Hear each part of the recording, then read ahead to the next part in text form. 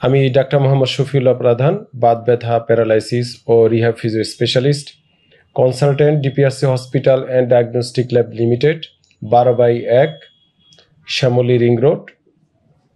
আজকে যে বিষয় নিয়ে কথা বলবো অলরেডি আপনারা টাইটেলটাতেই বুঝতে পেরেছেন, যে কিডনি রোগ এবং কোমর ব্যথা বা back pain or low back pain versus kidney disease.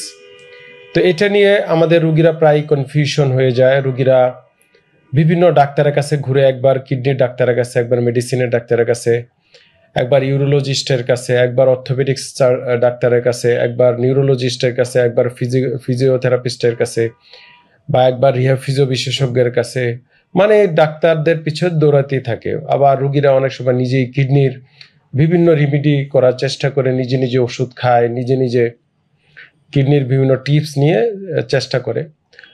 মানুষ একটু ভয় পেয়ে যায়, অনেকে মনে করে যে কোমর ব্যথা হলে হয়তো কিডনির সমস্যা হয়ে গিয়েছে, বা কিডনির ব্যথা এবং কোমরের সমস্যা এই দুইটাকে এক করে ফেলে। তো এইটা নিয়ে আমি আজকে কথা বলবো। প্রথমত আমরা একটু বলি যে কিডনিটা আসলে কোথায় থাকে। আমার যদি এই ডামিটা আমরা একটু দেখি, তাহলে আপনারা বুঝতে সুবিধা হবে। দুটো কিডনি থাকে মানুষের, এবং সিমের বিচির মতো বিন আকৃতি। আমাদের এই যে মেরুদণ্ড দেখছেন আপনারা, এই মেরুদণ্ডের ঠিক মধ্য উপরিভাগে, হ্যাঁ, নিচে না। অনেকে কোমরের মধ্যে মনে করে কিডনি থাকে। নো, এটা ঠিক খাঁচার এই ঠিক নিচের অংশে, এই উপরিভাগে, মধ্যভাগে। এবং এটা মেরুদণ্ডের যে পেটের দিকে থাকে, ভিতরের দিকে, পিছনে না, পেটের দিকে, মানে স্পাইন থেকে সামনের দিকে দুইটা কিডনি দুই পাশে থাকে। এবং কিডনির কাজ কি? কিডনির কাজ হচ্ছে আমাদের শরীরে যত বর্জ্য পদার্থ তৈরি হয় প্রস্রাবের মাধ্যমে সেটাকে এক্সক্রিয়েশন করে দেওয়া, এবং অপ্রয়োজনীয় বডিতে যে কোনো ইমব্যালেন্স বা যে কোনো ইলেকট্রোলাইট যেগুলা আমাদের শরীরে প্রয়োজন নাই, বা ব্যালেন্স হোমিওস্টেসিস করার জন্য, ব্যালেন্স মেনটেন করার কিডনি একটা ভাইটাল অর্গান। তো কিডনিতে আসলে সমস্যা কি সাধারণত হয় এটা আমাদের আসলে জানতে হবে। কমন যে সমস্যা কিডনিতে হতে পারে, ইনফেকশন, কিডনিতে টিবি হতে পারে, ক্যান্সার হতে পারে, স্টোন হতে পারে। এবং এই কিডনি দুটো থেকে আবার একটা ইউরেটার আছে আয়সার নিচে তলপেটে। আমাদের যে তলপেট, এই জায়গাটায় আমরা একটু দেখাচ্ছি ছবির মাধ্যমে। এই যে পেলভিক বোনের এই ঠিক নিচে, এখানে এর ভিতরে এই গর্তটার মধ্যে ব্লাডার থাকে। তো এই কিডনি থেকে ইউরেটারের মাধ্যমে ব্লাডার পর্যন্ত দুইটা নালী এসে ব্লাডার আসে। তারপরে আমাদের মহিলা এবং পুরুষের আলাদা দুইটা, ছেলেদেরটা একটু লম্বা থাকে, মেয়েদেরটা দুইটা এক্সক্রিশনের জন্য ইউরেথ্রা থাকে, যেটার মাধ্যমে আমরা প্রস্রাবটা বডি থেকে বের করে দিই।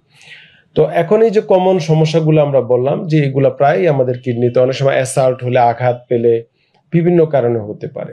তো কিডনির সমস্যা, কোমর ব্যথা হতে পারে, হ্যাঁ সত্য, তবে সেটা একটু উপরিভাগে এবং দুই পাশে, হ্যাঁ, মাঝামাঝি সাধারণত কিডনির ব্যথাটা হয় না। এবং কিডনির ব্যথা কখনো শুরু হলে যাবে না। কিন্তু কোমরের যে লো ব্যাক পেনে যে ব্যথা, this is also musculoskeletal disorder থেকে হতে পারে। এই যে হাড় আছে না, হাড় ও জোড়ার, যেটা আমরা পিএলআইডি বলি, মাসেল ইনজুরি, মাসেল স্পাজম, বা কাজের থেকে, ধরেন আপনি হয়তো একদিন অনেক কঠোর পরিশ্রম করছেন, হ্যাঁ, তারপর থেকে কোমর ব্যথা হচ্ছে, তাহলে আপনার একটা হিস্ট্রি থাকবে যে এই জাতীয় কোনো আঘাত পেয়েছেন, পড়ে গিয়েছেন, বা এরকম একটা হিস্ট্রি, বা আপনার ব্যথাটা কিছুদিন ভালো থাকতেছে, আবার কিছুদিন কমে যাচ্ছে, হ্যাঁ, বাড়তেছে।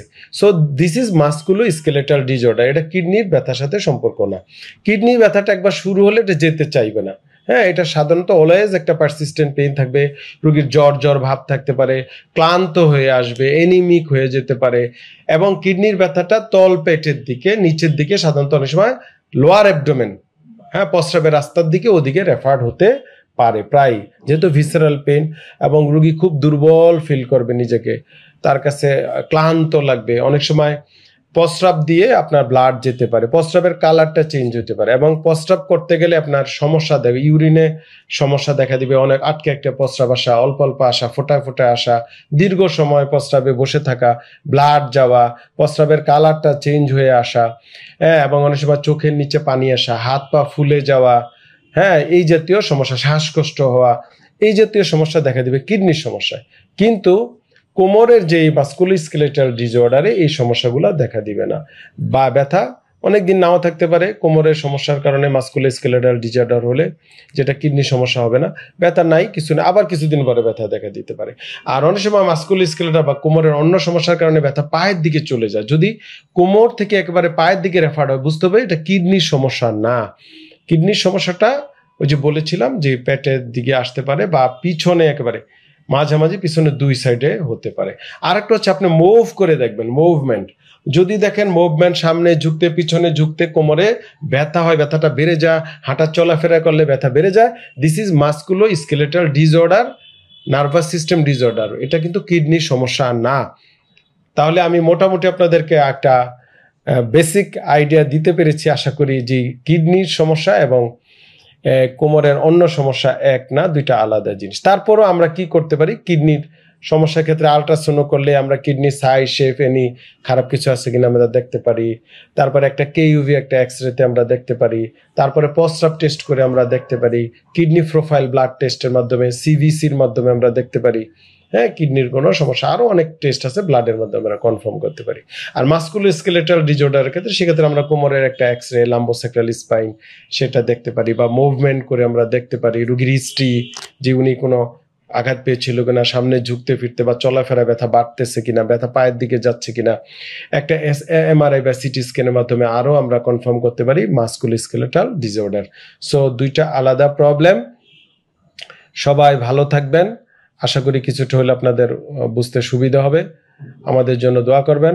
আসসালামু আলাইকুম রহমতুল্লাহ বারাকাতুহু।